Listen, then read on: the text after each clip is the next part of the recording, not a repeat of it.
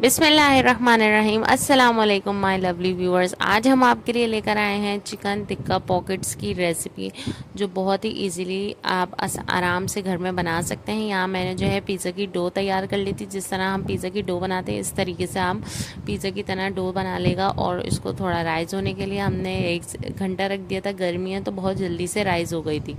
Rice हो जाने के बाद हमने डो को इस तरह से रोल किया जिस तरह हम रोटी बेलते हैं।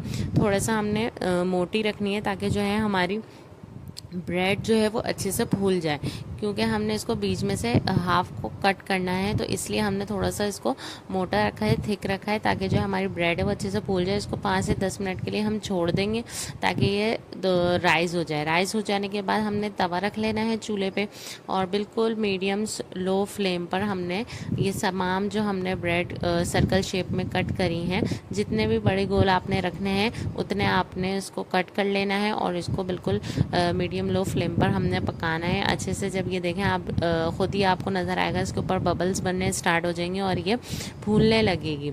जब हल्के सा जो है कलर चेंज हो जाएगा इसका एक साइड से, तो हम इसको दूसरी साइड पे पलट देंगे अच्छे से। जो है ना ये चूल्हे पे राइस होने लग जाएंगी, थोड़ी सी ब्रेड जो है वो फूलने लग जाएंगी, और इनको हमने अच्छे से पकाना है दोनों तरफ से। इनका कलर जो है वो गोल्डन सा हो जाए ताकि जो है हमारी ब्रेड जो है वो अच्छे से पक जाए। फिर इनको हमने निकाल लेना है। बिल्कुल ईजीली आसानी से घर पर जो है ये ब्रेड तैयार हो गई है। अगर आपको मेरी पिज़्ज़ा डो की रेसिपी चाहिए तो आप मेरे चैनल पे जाकर ज़रूर पिज़्ज़ा डो की रेसिपी को देखेगा। तो चलिए यहाँ मैंने इसकी फिलिंग आपको बता देती हूँ। यहाँ मैंने चिकन टिक्का जो थी वो मैंने क्यूब्स में चिकन टिक्का का मसाला लगा के बना दिया था। इसके अलावा यहाँ वाइट सॉस से कोल्स्लो बनाया है, शिमला मिर्ची और केचप।